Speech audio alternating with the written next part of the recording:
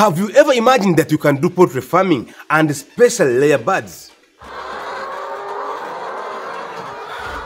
If you've ever thought about layer birds, here we come with a video that shows you the types of layers, major types of layers that can resist from diseases, that can adapt to any environment, that can lay you many eggs, that can lay you big eggs, and can lay for a long time. Big size of everything. This video shall share with you everything. Please watch till the end. This is Kataps as usual.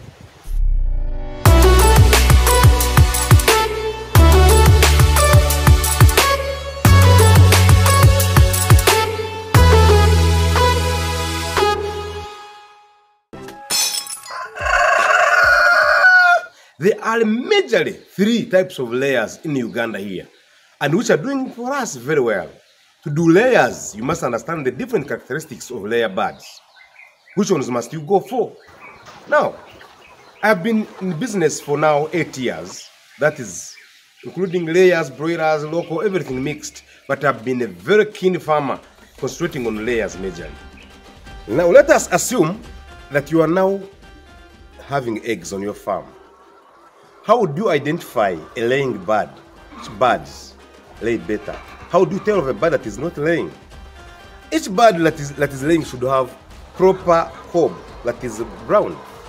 Should be brown. It should have 2 fingers passing in between the pelvis. 2 fingers, they should pass in between the pelvis.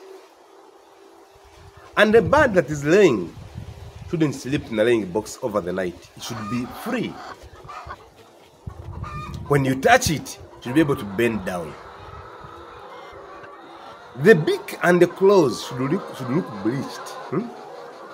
You should see a bird that is different from others, then that one is not laying. But if the bird is having the bleached and claws, the claws and beaks almost bleached, then it is laying bird. Nice birds. When you look at a bird that you think is laying among the layers, it should have alert eyes.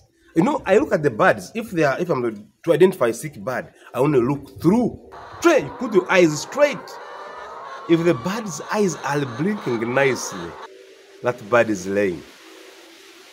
And when you touch it on the back, shouldn't have the sound of a bird that is sitting on the eggs. No. The bird should be having a nice sound. That's the sound of a bird. The sound of a laying bird. And then that's not a light sound. No, I don't like that. The birds, once they don't lay, I usually put them in the water, make them swim to cut off the heat. They lay again, but that's already a lame bird, not the right bird.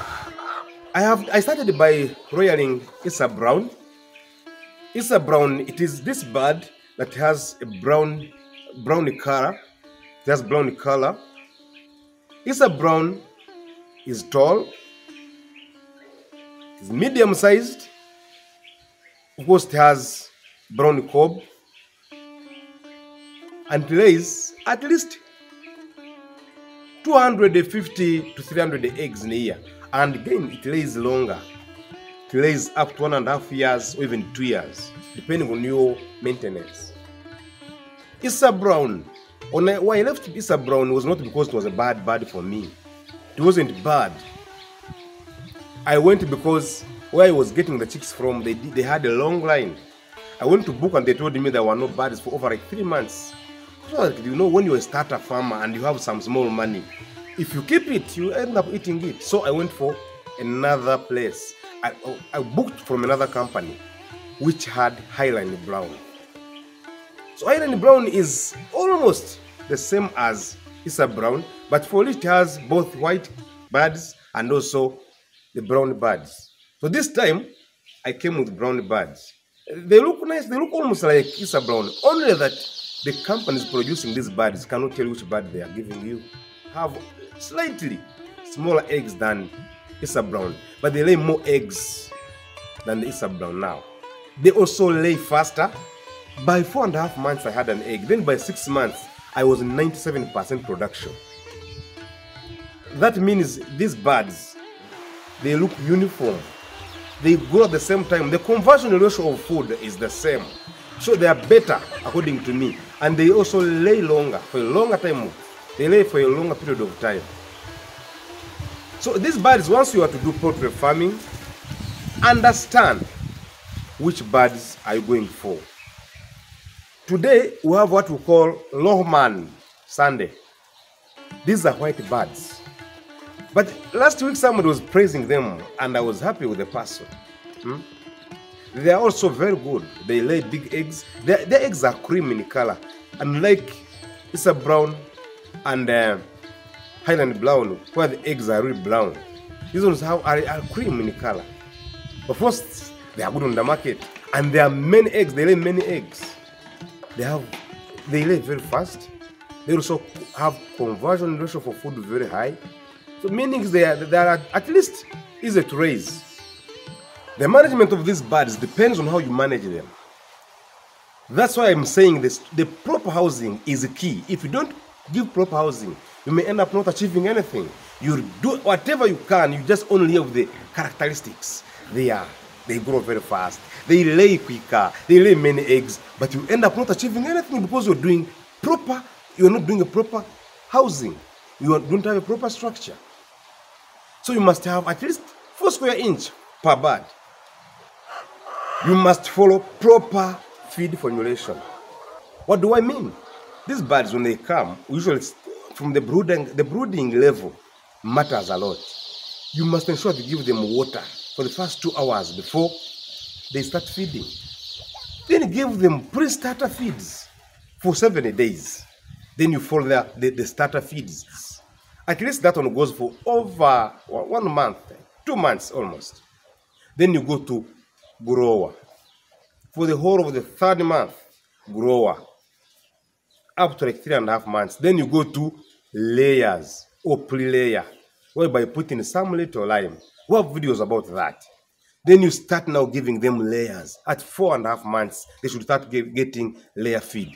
Then you say you have your characteristics measured or achieved. All of them. You have proper feeding, proper housing. Now, you ensure that you give these birds enough feeds. Each bird should consume 120 grams of feed per day if it is a laying bird. If you don't do that, you will not achieve what you want.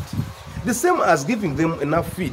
Giving them enough feed is the same as giving them also enough food distribution. Let us give an example. If you have a feeder or one basin, one trap, should be able to at least serve 50 birds. If you have 100 birds and we are saying each feeder is for 50 birds, that means you only need two feeders in your house. If you have 1,000, get 1,000 birds divided by 50. You get the feeders you want in the house. To achieve this, you must ensure that the birds have enough laying boxes. When you make laying boxes, they should be the good size, and the box should accommodate 5 birds. If you have 100 birds now, you ensure that you have 20 laying boxes, because 20 boxes times 5 birds per box, and that gives you 100 birds. And these boxes should be at least in a dark corner, hidden corner. You see, everything needs to have some privacy. Even the birds need privacy. So don't give them just any place and think they will lay there. And why do you give them that corner? These birds, once it brings an egg, there is that brown part which comes out.